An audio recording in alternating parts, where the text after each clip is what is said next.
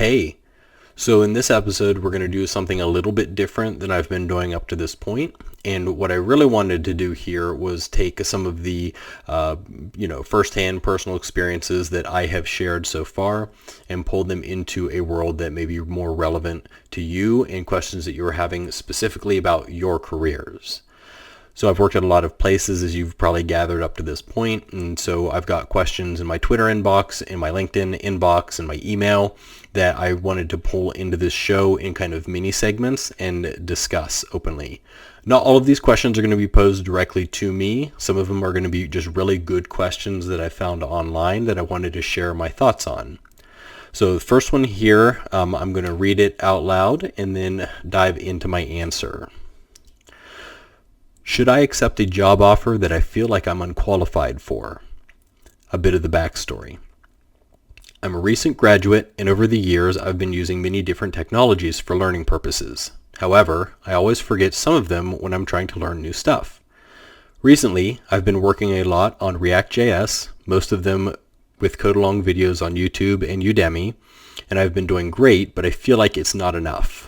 I always have to Google solutions, and sometimes I even take long times just to do a simple task. Anyways, I started to apply for jobs on React, and I applied for almost 80 jobs which require React, and keep in mind that I've been using the technology for not even a year. I somehow got interviewed for a React job. It was not a junior dev job either. The salary is quite high, and they expect somebody who has React experience. I did tell them that I have only less than a year of experience in React.js, but they somehow liked me anyways and told me that apparently I'm one of the best applicants they've interviewed. Days later, I got the offer, but I'm not really confident about my capabilities and knowledge. I'm not even sure if it's just because I'm not confident enough, or is it that I'm just unqualified. I also have anxiety that I'll mess it up and not meet deadlines and not even be able to learn it well enough to do for them. Should I go forward with the job, or should I just go learn and wing it trying to learn new things? So that's an interesting question because it brings up a lot of feelings that I've had about myself in my career. So I've worked at 7 or 8 different companies, as you can see on my LinkedIn, and the feeling that I have had as a developer at each of these companies is that I don't know if I'm going to be able to do this job well enough for them, and I'm afraid I'm going to get fired within a year because I'm not smart enough to do it. Mainly because I'm working with so many really smart people that I look up to and respect, and I don't feel that I'm as good as they are. That feeling has stuck with me my entire career. I really don't know why.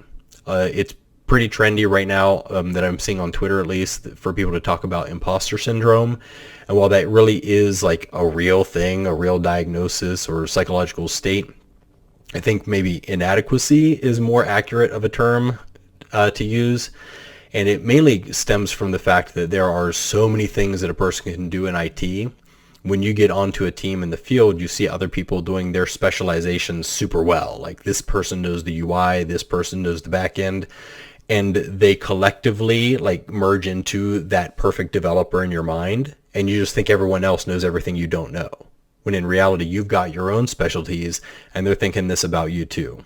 So that's the first thing I want to say here is I think feelings of inadequacy or imposter syndrome just kind of come with the territory of working in technology, and you kind of get more used to feeling that way as time goes on. I don't know if it ever goes away for some people. I've certainly met folks who don't seem to think that others are any good and that they are the best, but they seem to be more of a rarity in the industry than the typical developer. So that's, I guess, the first thing that I wanted to share here. There are a lot of other pieces to dive into, though. So you're a recent graduate, and you've learned a lot of things over the years, but React.js is the current thing that you've learned, is what it sounds like. And that's a good thing. I feel like getting experience in things that are relevant now is very important. And just the fact that you haven't been using React for like 5 years, that's okay. I mean, you're going to forget a lot as time goes on. So there's nothing wrong with that. You're going to learn new technologies, you're going to forget, and then you're going to have to go back and relearn them. So the fact that you've got about a year or however long it is, whatever recent means here, that's totally fine. I wouldn't worry about that too much. If you can do some basics in React, you're going to learn the rest of it being immersed in it 8 hours a day on the job. that you're going to be effective in no time. Some of the questions we don't know the answer to here in your question are super important, so I'll do my best to kind of fill in the blanks and make some assumptions. You don't tell us what company this is for. You don't tell us what location it's at, like in the country or in the world. So what's the geographic location? And you also don't tell us what you consider a high salary to be. Those three things are all super important for knowing whether or not this is a competitive offer or if your expectations for the job are just off the mark. You may think it's a super highly paid job. I've certainly had people tell me, oh my goodness, this is, I don't know, for example, this is my first big boy job is what they've said to me after college, and they didn't expect to get paid as highly as they did. When in reality, I know the pay grades and the ranges, and they're like in the middle of the range. It's not too highly, it's not too low, but their expectations were that it was just like super high paid. And that's okay. I mean, that just goes to show how highly paid technology is in the first place. So I can't tell you if it's highly paid or not. That's the first thing. And the second thing, going back to the geographic location, is different parts of the world and different parts of even the United States are going to get paid differently for the same jobs. I won't share anything from my current job, but I do know at my last company there was a what do they call it? A geomodifier for where you lived. In some cities, you would get 3 to 15% higher pay, just being in the same state as other cities that you lived in. So we need to know which location in the globe you're working at to be able to gauge your pay, as well as what company you work at, because some companies in general tend to skew higher than others. In these categories, I'm thinking of the FANG, Facebook, Apple, Amazon, Netflix, and Google, because those are some of the most well-known high-paying companies, and they do pay a premium for getting top talent in their engineering departments. So back to kind of the imposter syndrome conversation I had. Everybody Googles everything all the time in software development. There was a guy that I follow on Twitter. He recently said, he posed the question, what's the most important skill of a dev? The answer? Control-C, Control-V. That's really what it takes because, as I said, you're going to be learning new skills and then relearning skills throughout your career. So you may be a JavaScript expert today or React.js. You may know a fair bit today. You may work in this job for the next 2 years and then get out of React and go into Vue or some other framework or AngularJS. And that's the point in time when you're going to start forgetting about React.js, learn this new framework, and then you're going to find yourself in React again in a couple of years, maybe. So your career development's on you, and you're going to constantly have to refresh yourself on the technologies that you know, on new emerging technologies, and then relearn things again. So not to beat a dead horse here, but just get used to that as part of the job. It's normal. Don't criticize yourself too much. So I think the ultimate question here is, should you take the job? Absolutely. Even if you don't feel like you're qualified for the job, the people who are hiring you are the ones who do think you're qualified. And so some of the things you may not know when you're going in for this job that are very important to understand is that the hiring manager may be in a position where they really just need to hire somebody today. The work is super critical and urgent, and they can't hold off for 6 months while they find the perfect person to fit that slot. They'll take whatever is available in the market today, and maybe that works to their favor, maybe it doesn't. I'm sure you're an excellent candidate. We don't often make decisions to hire people who are not qualified for the positions, but we do often make decisions to hire people who don't feel qualified. So that's one factor to consider here. Another one would be, depending on the company's size, and maybe this job has been posted before.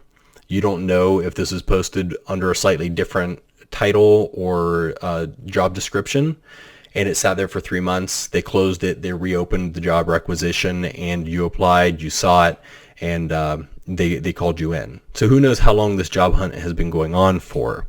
When job hunts, from the company's perspective, if a job rec stays open for too long, there's a very good chance that the job rec may get closed entirely, the headcount pulled from that manager or that team and used elsewhere in the business. I explain in another episode that those decisions are made because the business is constantly changing. We can't predict where it's going to be 6 months from now, but we know today we need an engineer on this specific team. So that manager opens up the job rec. They take 6 months to make the decision. The business changes, headcount gets pulled and used elsewhere because it's clear it wasn't as critical as they thought it was in that team. And it worked out for the business. And it worked out for the business that they didn't hire so they could use the headcount elsewhere when the time was right, when a new need did pop up. So those are all the factors that the manager is dealing with on the back end that you don't even see as a candidate who's interviewing for the position or someone who's interested. So again, whether you were that candidate who checked a quarter of the boxes on their perfect list of an engineer, or you checked 3/4 or even checked all of them, give yourself some credit. You are what they're looking for today. And even if you're not specifically at today, they see the potential in you in the future as an investment that you will be that engineer eventually. Maybe it'll be a year down the road, maybe it'll be 2 years down the road, but you're going to do enough damage on their program and their projects today to be able to make it worthwhile. And they know down the road it's going to return dividends for them for investing in you now. So all of these are just really good things that I'm seeing for you in your position. And this is my perspective. Go forth, conquer, learn React.js, and be the best developer that they could have hired for that position. You're going to be that person. I can see it in how you asked your question, and I have confidence in you. So go conquer and do great things for this company. Enjoy your job and your stellar pay. We'll see you next time.